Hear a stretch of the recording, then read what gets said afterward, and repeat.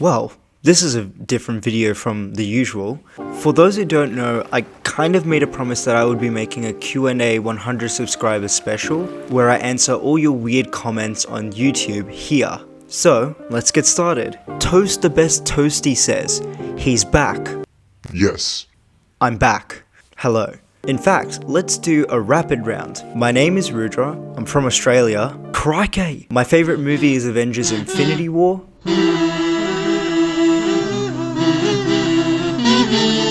My favourite food is soya chaat makhani, but vegan ramen actually comes as a really close second. I'm actually vegan.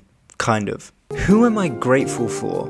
Well, my parents, obviously. Favourite experience? There's actually this one conference that I just went to in January, and it was a really fun experience. It was a leadership conference, and in this leadership conference I got to meet so many new people, and we became so close to each other that by the time we left on the third day of the conference, everyone was just crying during the closing ceremony, including me. Well, I think that's enough starter questions. Now let's get into some of your questions. Question from Hexadecimal.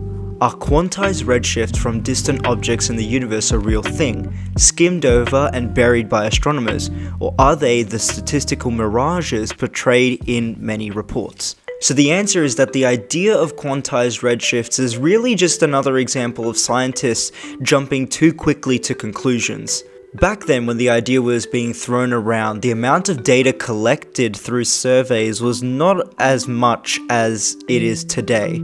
Another thing to note is that decades ago, scientists never considered actually doing deep, wide surveys like we do now, where we look at large patches of sky in one continuous survey. This wasn't a possibility back then, as back then it used to take a lot of time and effort to be able to do these surveys. That's why back then astronomers would either have to sacrifice distance, so the depth of the survey, or they would have to sacrifice the wideness, or how much area they could cover across the sky. From these limited data sets, astronomers found that galaxies tended to appear certain discrete distances away from us, in these concentric rings that used to encapsulate us. The limitations of our collections of data back decades ago made it so that the local effects of the cosmic web were exaggerated in such a way that we believed that quantized redshifts actually existed. These galaxies would be separated from us by a discrete multiple of some minimum distance. Nowadays, since we have lots of data, we can actually conclusively state that there are no quantized redshifts, and that on the largest of scales, the galaxies do generally appear all around us in this homogeneous fashion rather than at discrete distances, like what astronomers used to say back in the day. A question from Silver Fox. Wanted to ask, do you edit your videos yourself? Yes, I do. While some of the video clips that I do use in my videos are not made by myself specifically, I do edit the video clips into a complete video which you then see on your screen. I do acknowledge that some of the video clips that I do use in my videos are not exactly mine, and to show that they're not mine, I actually include a source to the YouTube channel that actually produced that video clip, which you can find in one of the corners of my videos depending on where it would be best viewable. Also, just extending from this question just slightly, going on a little bit of a tangent here, the outro music that you hear at the end of every single one of my videos is actually my own music.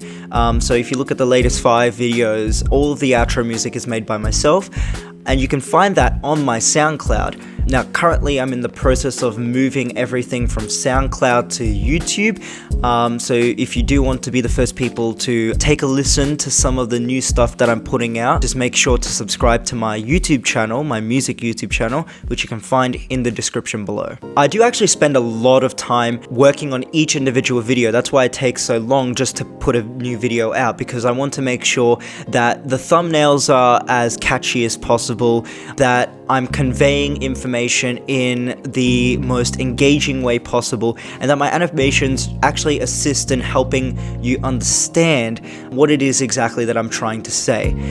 So these videos do take quite a lot of time, and I actually want to open this up to more people. So if you do want to volunteer for the YouTube channel, then just feel free to reach out to me, theastropods@gmail.com, and we can have a chat as to which area you would like to volunteer in for the YouTube channel. A question from Minaga Rajapakshe: what app did you use to make this video, bro? To produce my own video clips, I actually use a software called Wondershare Filmora to edit all the video clips into this one video, to make some of the animations that you see in more of my more recent videos. So that's the videos such as NASA's insane plan to colonize the solar system. Check that out, video in the description. I use Adobe After Effects to be able to make some of those animations and assisting you in helping you be able to understand what I'm actually trying to say and emphasize certain things that I do say, just to make sure everyone is able to understand what I am saying. I do think that Wondershare Filmora is a very easy to learn editing software, especially for those beginners who are pretty new to video editing. I was that when I was video editing 3 or 4 years ago, and I sort of just stuck with Wondershare Filmora ever since. Oh no, wait, no, probably 6 years, but anyway, moving on. Gonna give you up. Asks, bro, did you rip off 3 Blue 1 Brown? Actually, no. If you watch my video on composite functions, which was more of a math related video rather than a video on astronomy, actually turns out to be one of my most popular videos, so thank you for the support and thank the animator for all that hard work, then you'll notice that the math animations that we use is very similar to the math animations that 3 Blue 1 Brown uses.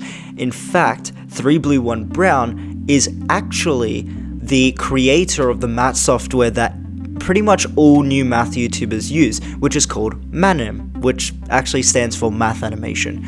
This is a math animation library that you can install and use alongside a programming language called Python that basically allows you to code up any animations you want in math. Oh, and also your point on JavaScript being better than Python. no, it's not. Python, it will always reign supreme. So yeah, hashtag Python wins. Alrighty, we're approaching the end of the video. Last question, once again from Hexadecimal. How big can stars get? Alright, this is a very, very, very good question.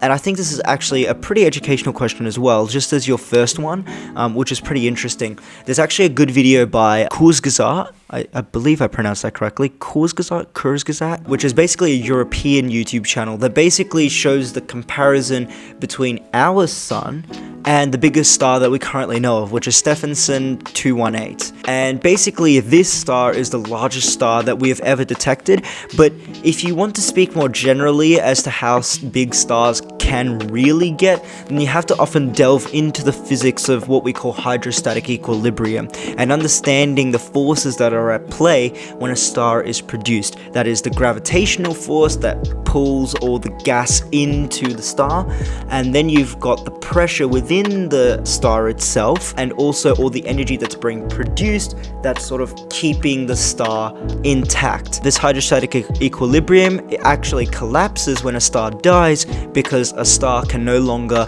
fuse together elements and produce energy. And because of that, stars collapse and they form neutron stars or white dwarfs or black holes. And that's pretty much it for the Q&A special. Thank you so much for everyone who did submit their questions, either through commenting them on any one of my YouTube videos or asking them on Twitter, etc. If you do want to suggest what we could do for the 200 subscriber special, just leave your comments down here below or message us on Twitter. Goodbye.